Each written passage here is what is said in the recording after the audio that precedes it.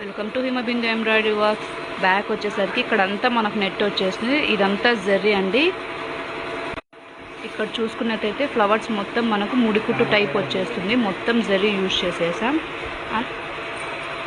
Hand చూసుకున్నట్లయితే మనకి ఇలా ఆల్ ఓవర్ వచ్చేస్తుంది.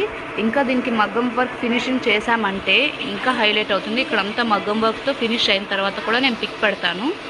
హ్యాండ్ చూడండి, మొత్తం ఇదంతా మనం జరీ యూజ్ చేసేసాం.